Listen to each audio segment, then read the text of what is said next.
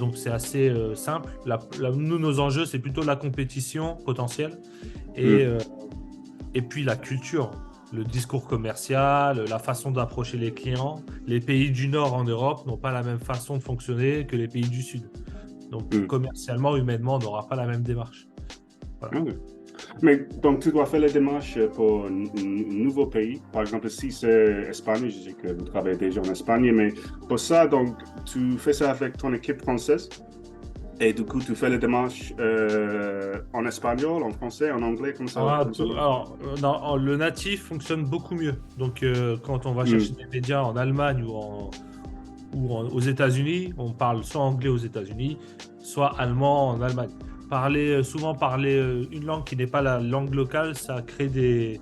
Même si parfois on pense que les Allemands parlent, par exemple, très bien anglais, dans les faits, culturellement, il y a beaucoup moins de performance à aller démarcher en langue anglaise.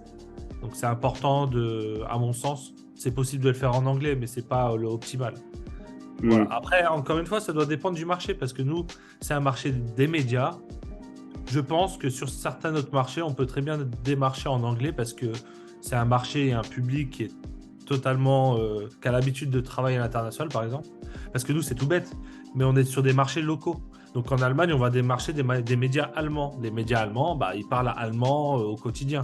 Maintenant, si vous avez des clients qui parlent anglais ou qui utilisent une langue spécifique qui n'est pas la langue native, du fait que le marché est composé comme ça, bah, en fait, ça devrait poser aucun problème. Ça Mm. dépend vraiment Mm. des spécificités du marché.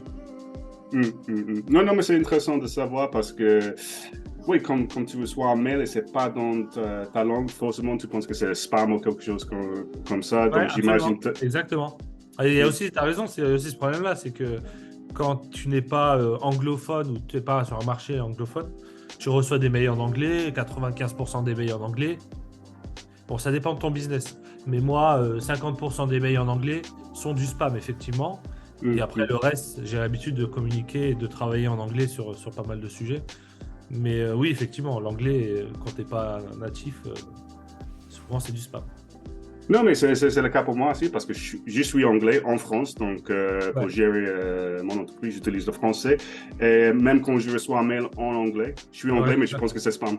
Alors que Forcément. des fois, c'est toi qui t'envoies un mail à toi-même et tu penses que c'est du spam. Oui, peut-être. Ouais. C'est le nom de Georges Fini, je suis très méfiant.